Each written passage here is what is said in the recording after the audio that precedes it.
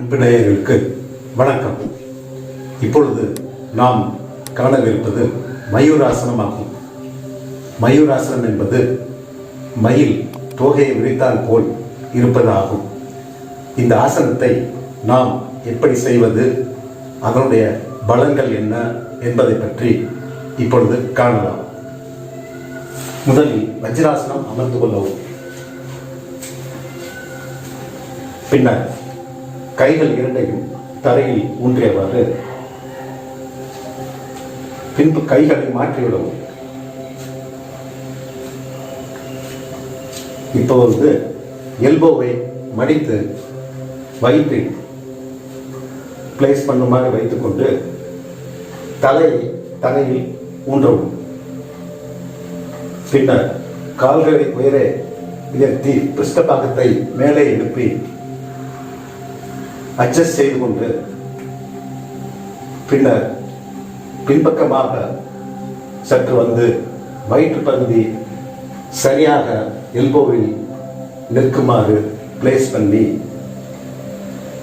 வயிற்றுள்ள இறுக்கத்தை கவனித்துக் கொண்டு கால்களை கொஞ்சம் சற்று பின்பக்கமாக இழுத்துக்கொண்டு கால் முட்டியை நேராக வைத்துக்கொண்டு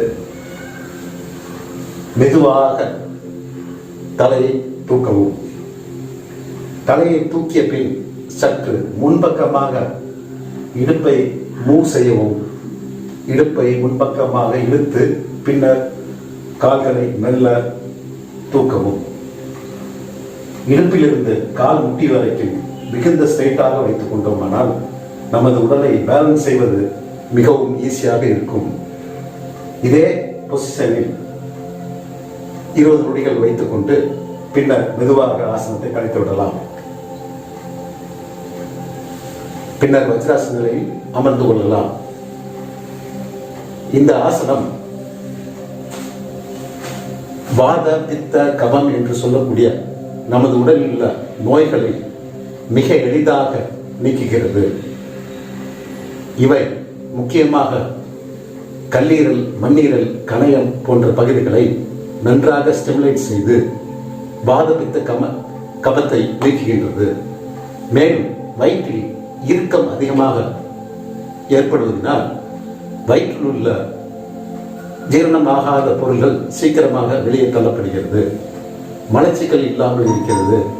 வயிற்று பகுதி நன்றாக குறைவதற்கு முக்கியமான ஆசனமாக இது இருக்கிறது.